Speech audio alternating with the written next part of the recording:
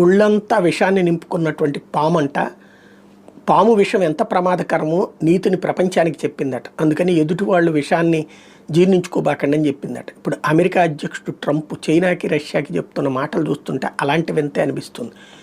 వాళ్ళతో పాటుగా ప్రపంచ దేశాలకు అయ్యగారు చెప్తున్నది ఏంటంటే న్యూక్లియర్ అనేటటువంటిది కరెక్ట్ కాదు, అణ్వస్త్రాలు అనేటువంటిది ప్రమాదకరమైనటువంటి వాటిని తీసేస్తేనే ప్రశాంతంగా ఉంటుంది ప్రపంచం అని చెప్తున్నాడు. ఎందుకని అణునిరాయుధీకరణ ఒప్పందం నుంచి రష్యా పక్కెళ్ళిపోయింది. రష్యా పక్కెళ్ళిపోయిందంటే అది అమెరికా రష్యాల మధ్యన అణునిరాయుధీకరణ ఒప్పందం.